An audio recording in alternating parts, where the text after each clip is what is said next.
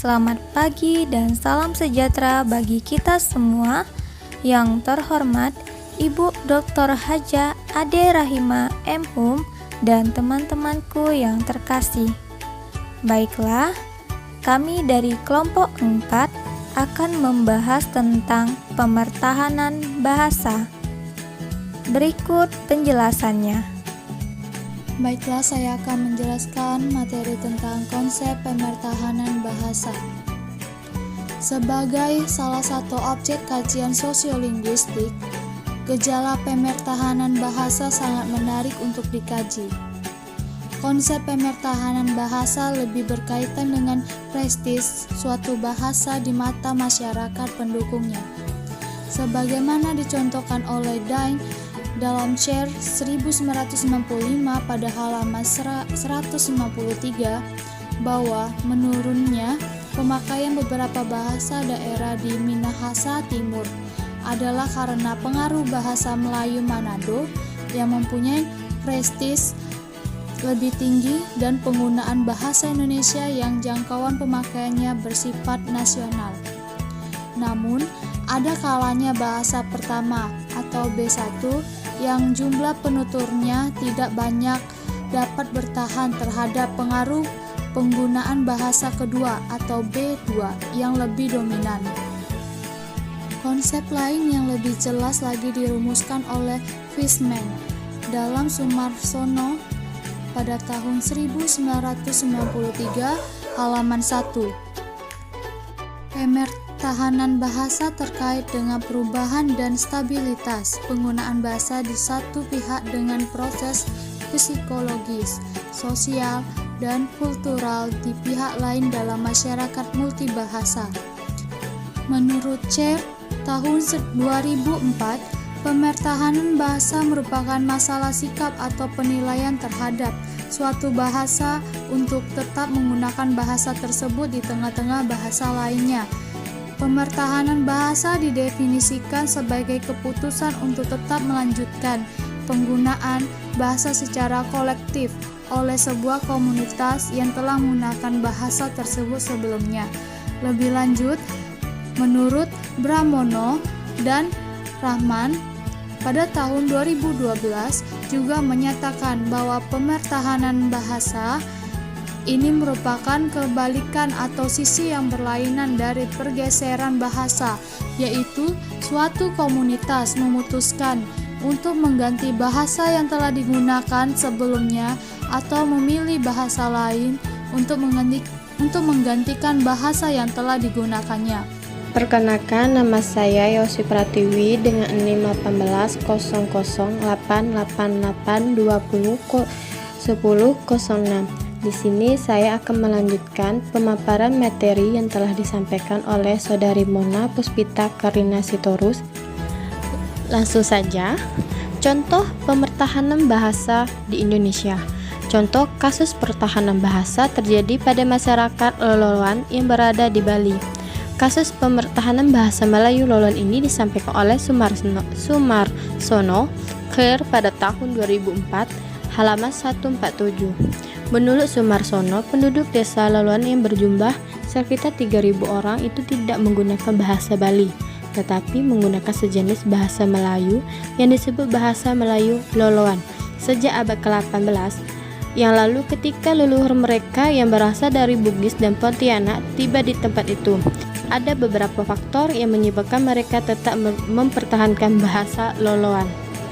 Pertama, wilayah pemukiman mereka terkonsentrasi pada satu tempat yang secara geografis tidak terpisah dari wilayah pemukiman masyarakat Bali.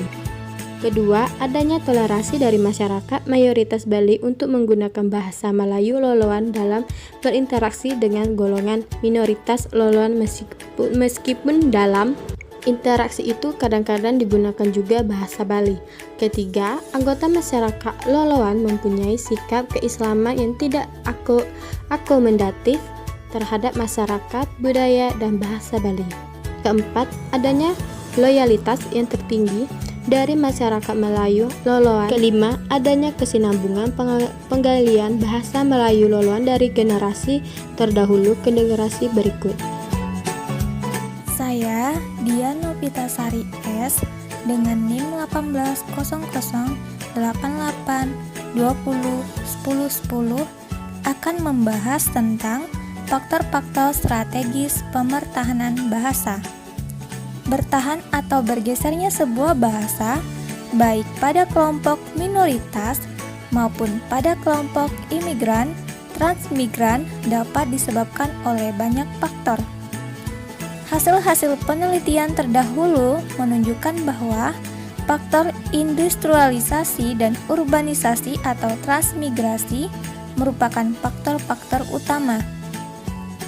Pisman 1972 menyebutkan bahwa salah satu faktor penting pemertahanan sebuah bahasa adalah adanya loyalitas masyarakat pendukungnya.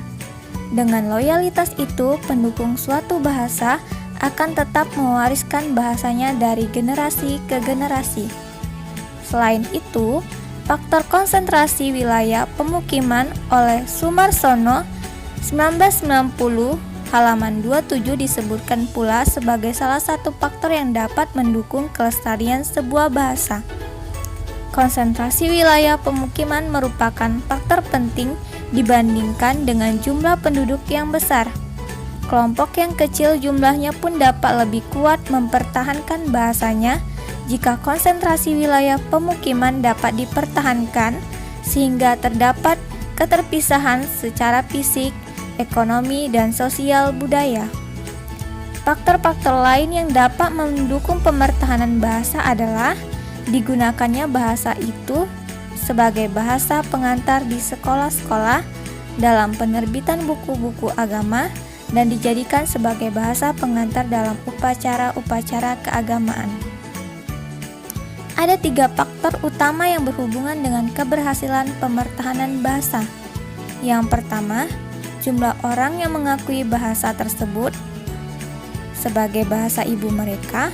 Yang kedua, jumlah media yang mendukung bahasa tersebut dalam masyarakat, misalnya sekolah, publikasi, radio, televisi, telepon seluler, dan lain-lain.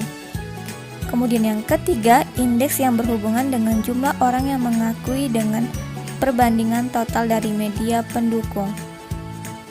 Perkenalkan, nama saya Briando Tumanggor dengan NIM 1800888820101018. Di sini saya akan melanjutkan pemaparan materi yang telah disampaikan oleh Saudari Dian Novitasari, di mana dapat disimpulkan bahwa faktor pemertahanan bahasa dapat dibedakan menjadi 3 faktor. Yang pertama, faktor prestisi dan loyalitas, di mana orang akan sangat bangga dengan budayanya, termasuk dengan bahasa yang mereka gunakan. Artinya, nilai prestisi dan language choice seseorang yang menggunakan bahasa daerah mereka di tengah komunitas yang heterogen lebih tinggi tingkatannya dengan bahasa daerah lain. Situasi ini yang demikian menurut Dessler 1984 merupakan langkah awal dari penghilangan atau pemusnahan sebuah bahasa. Dia juga menambahkan bahwa pada saat sebuah bahasa daerah kehilangan prestisenya dan kurang digunakan dalam fungsi-fungsi sosial, maka ia menyebutkan keadaan ini sebagai sebuah evaluasi sosio-psikologis negatif dari sebuah bahasa. Pada kondisi inilah, penutur asli sebuah bahasa daerah bisa dengan rela mengubah bahasanya ke satu bahasa daerah lain yang lebih prestisius. Kondisi yang paling dominan adalah di ranah keagamaan. Untuk acara-acara keagamaan, ritual pada acara kematian, kelahiran anak, dan sebagainya. Bahasa pengantar yang digunakan dalam acara tersebut hampir tidak pernah menggunakan bahasa Indonesia, melainkan bahasa daerah. Hal ini menjadi kekhawatiran sehingga perlu diantisipasi oleh pemerintah daerah dengan program kembali ke bahasa ibu. Program ini tidak hanya bersifat seremonial belaka, namun lebih dimanifestasikan lagi pengembangannya di lembaga pendidikan dasar. Yang kedua, faktor migrasi dan konsentrasi wilayah, di mana migrasi sebenarnya merupakan salah satu faktor yang membawa kepada sebuah pergeseran suatu bahasa. Hal ini sejalan dengan yang dikemukakan Fasol 1984 Liberson S 1982 bahwa bila sejumlah orang dari sebuah penutur bahasa bermigrasi ke suatu daerah dan jumlahnya dari masa ke masa bertambah sehingga melebihi jumlah populasi penduduk asli daerah itu, maka di daerah itu akan tercipta sebuah lingkungan yang cocok untuk pergeseran bahasa. Pola konsentrasi wilayah inilah yang menurut Sumarsono 1990 halaman 27 disebutkan sebagai salah satu faktor yang dapat mendukung kelestarian sebuah bahasa. Yang ketiga, faktor publikasi media massa, yaitu media massa juga merupakan faktor lain yang turut menyumbang pemertahanan suatu bahasa daerah. Format yang dipresentasikan pada media ini dikemas dalam bentuk iklan untuk lebih akrab dengan pendengar dan pemirsa TV.